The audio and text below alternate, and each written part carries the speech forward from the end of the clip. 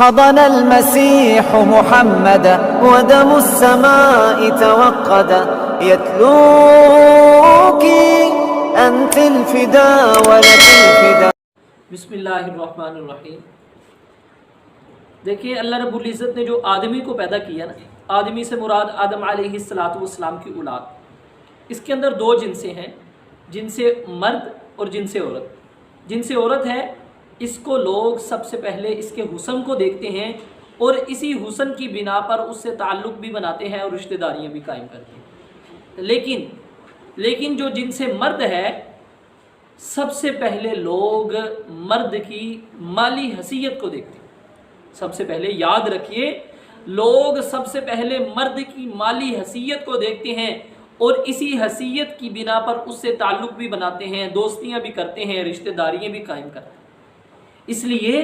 اس لیے میں کہتا ہوں کہ انسان کو یعنی مرد کو اپنی مالی حیثیت جو ہے بڑھانی چاہیے، اچھی رکھنی چاہیے، کیونکہ لوگ اسی کی بنا پر اس کو عزت دیتے ہیں، اس کو جو ہے اس کی بات کو اسی کی بنا پر فالو کرتے ہیں.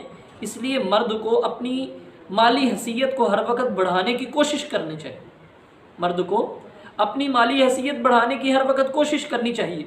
اس کا طریقہ کار یہ ہے کہ انسان یعنی مرد اپنے سامنے ایک گول رکھے، اپنے سامنے ایک ٹارگٹ رکھے، ایک گول ہو اس کا کہ میں نے اس گول کو پانا ہے، اس ٹارگٹ کو پورا کرنا ہے. دیکھیے، جس مسافر کی کوئی منزل نہیں نہ ہوتی وہ کبھی بھی کہیں نہیں پہنچ سکتا. لیکن جس مسافر کی کوئی منزل ہوتی ہے، کوئی منزل اس نے متعین کی ہوتی ہے، وہ چاہے دیر سے پہنچے لیکن اپنی منزل کو کبھی نہ کبھی پا ضرور لیتے. اس لیے ہمارے سامنے ہمارا ایک گول ہونا چاہیے. اس گول کو ہر وقت ہم اپنے ذہن میں رکھیں، اسی گول کے اوپر ہر وقت ہم اپنی محنت کریں، اس کو پانے کی ہر وقت کوشش کرتے. جتنے بھی دنیاوی لحاظ سے بڑے لوگ بنے ہیں، یاد رکھیے کہ انہوں نے اپنا گول جو ہے چوز کیا ہوتا ہے، ایک گول جو ہے مقرر کیا ہوتا ہے کہ ہم نے اس کو پانا. اس کو پانے کے لیے پھر جو ہے محنت بھی کرتے ہیں. کر محنت کیوں ڈرتا ہے، دیکھ پھر خدا کیا کرتا ہے. جب بندہ محنت پہ اتر جاتا ہے پھر اللہ نتائج دکھانے شروع کرتے ہیں. اللہ نتائج دکھانے شروع کر دیتے ہیں. دوسری بات، اس گول تک پہنچنے کا پورا عزم ہو، پورا ارادہ ہو اور پورا یقین ہو. دیکھیے، جتنے بھی بڑے بڑے کام ہیں نا، جتنے بھی بڑے بڑے کام ہیں، وہ یقین کے اوپر جو ہے، یقین کے اوپر ان کی بنیادیں ہوتی ہیں. ان کو پورا کرنے والے یقین کے ساتھ جو ہے اس کو چلتے ہیں، اس کو پورا کرتے ہیں تو وہ کام ہو جاتا. مثال کے طور پر، اب جہاز اڑانے والے جب سب سے پہلے جہاز جس نے اڑایا، اگر اس کے دل میں یقین ہی نہ ہوتا کہ میں جہاز اڑا سکوں گا تو وہ کیسے اڑا سکتا؟ اس لیے اپنا یقین پختہ رکھیں. یہ سرحدی جو علاقے ہیں، قبائلی علاقے، یہ دیر اور کوہستان کی طرف ہم لوگ گئے تو وہاں یقین کریں بہت بہت مشکل راستے ہوتے ہیں. پہاڑوں کے اوپر جو انہوں نے گھر بنائے، ان گھروں تک جانے کے لیے بہت مشکل راستے ہوتے ہیں. لیکن وہ لوگ صبح و شام ان راستوں کے اوپر چڑھتے بھی ہیں، اترتے بھی. کیا ہے کہ ان کے اندر ایک یقین ہے، وہ اس یقین کی بدولت چلے جاتے. ہم لوگوں کو وہاں جا کر ایک راستے کے اوپر چڑھنا بڑا مشکل لگ رہا، کیونکہ ہمارے دل کے اندر اس کا یقین نہیں. اس لیے جو یقین کی راہ پہ چل پڑے انہیں منزلوں نے پناہ دی. جو یقین کی راہ پہ چل پڑے انہیں منزلوں نے پناہ دی. جنہیں وسوسوں نے ڈرا دیا وہ قدم قدم پہ بہہ گئے. اس لیے رکاوٹیں آئیں گی، مشکلیں آئیں گی، لیکن وہ مشکلیں اور رکاوٹیں ہمیں اپنے گول تک پہنچنے کے لیے اندر رکاوٹ نہیں بننی چاہیے.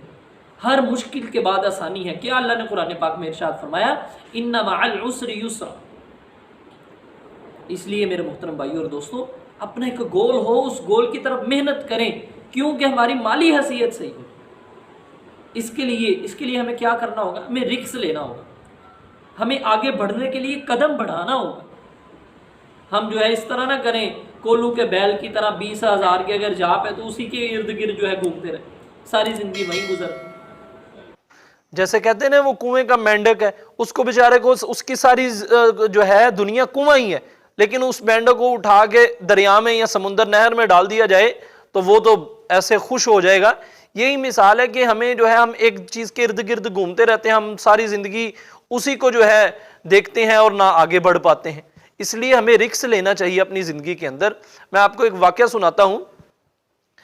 ایک علاقہ تھا، وہاں 3 بھائی رہا کرتے تھے، بہت خستہ حالت، چھوٹا سا ان کا کچا سا مکان تھا۔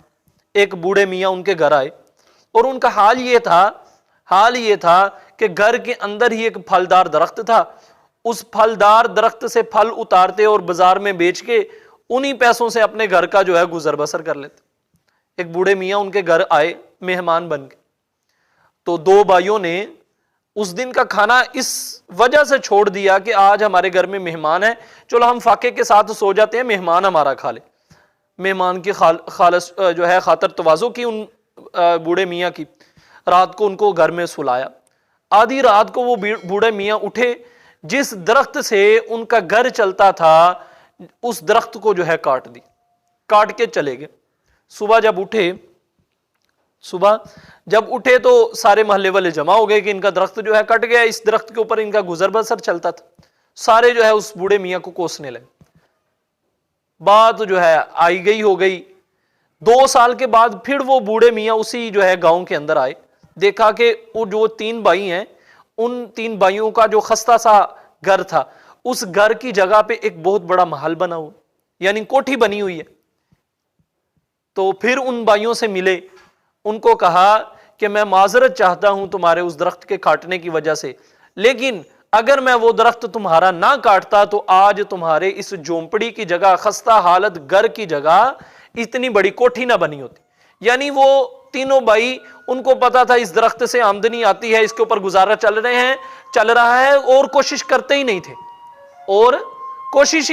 جب وہ درخت کٹ گیا ان کو پتا اب جو ہے گھر کے اخراجات کو چلانے کے لیے کوئی نہ کچھ محنت کرنی پڑے گی۔ تینوں نے الگ الگ محنت کی، تو وہ جو ہے اللہ رب العزت نے ان کی محنت کا نتائج ان کو دکھلائے، ان کو مال عطا کیا، ان کی حیثیت کو بڑھا دی۔ اس لیے رسک لینا چاہیے آگے بڑھنے کے لیے، اپنے گول کو پانے کے لیے۔